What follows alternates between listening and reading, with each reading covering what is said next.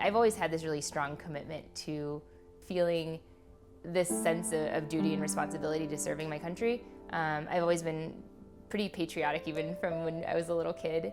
It's really just this commitment to wanting to give back and do something bigger than myself.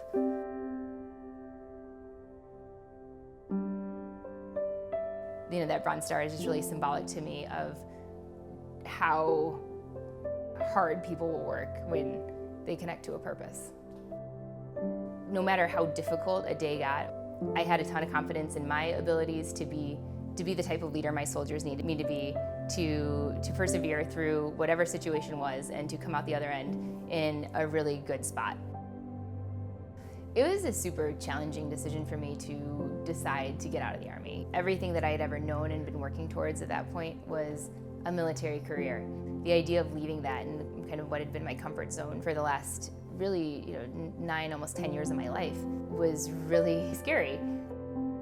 I posted my resume online and a couple weeks later Target called me.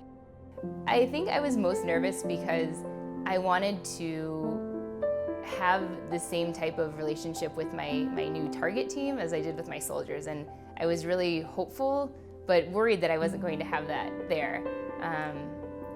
It can be challenging to find the purpose, I think, in any job. You know, like why you should care so much and so deeply about the things that you do, and having a chance to talk through that with the other people that I worked with, and really finding that I could connect to a purpose at Target the same way I did in the military was really amazing. I think the most difficult thing for a woman in the corporate world, and just to be a mother as well, is when that question gets asked, like when you come back from having a baby and people say, well, are you going to be as good at your job as you were before? In my mind, there was never a question. It was, of course, I can do both of those exceptionally well. I know myself and I know how good I am in my career. I know how good of a mother I can be. Like, I can absolutely balance both. I recognize how important it is that I set that example for others and really help stop those questions from even happening, that it doesn't have to be a conversation about whether somebody can handle both or can do more than just the one or the other. I am really fortunate to have just an amazing mom.